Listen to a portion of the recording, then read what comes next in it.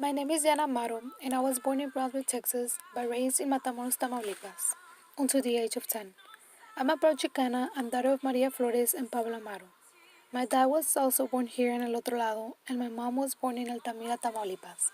I come from a big family of 4 girls and 2 boys, which I love so much.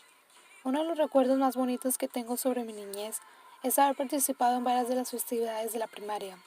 Me encantaba bailar en la celebración del Día de las Madres, desfilar en el Día de las Banderas del Mundo y vestirme de alita el Día de la Independencia de México. Todo eso fue antes de venirnos para Brownsville y no me quejo porque mis padres solo querían que mis hermanos y yo tuviéramos un mejor futuro. Migrating from Matamoros to Brownsville was a huge transition. I had to adapt to a new school system, living environment, and language. However, there was never a doubt in my mind that I was going to let any of these obstacles affect me. When I got here, I was placed into the fourth grade, where I started facing a struggle with one of my classmates. This situation was getting out of control because he was not only teasing me but also my siblings.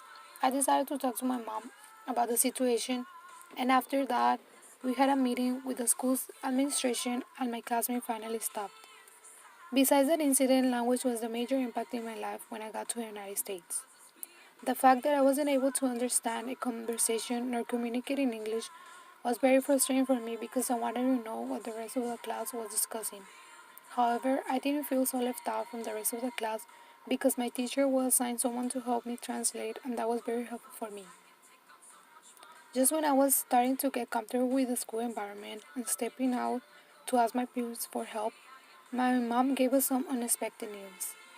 We were moving to San Benito. Even though we were over there for a very short time, thankfully, the school environment was very different from Brownsville. I was placed in a classroom where they only spoke Spanish, which surprised me, and I was very happy, of course. But I knew that it wasn't going to help me develop my English, and the reason why they probably put me into a Spanish speaking class was because my school records showed that I just had a few months living here in the valley. As I was leaving for Christmas break, the teacher stopped me and handed me out an envelope.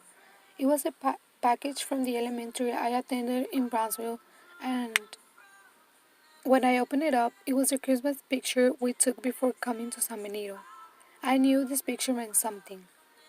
After the Christmas break, we came back to Brownsville and started a fresh year.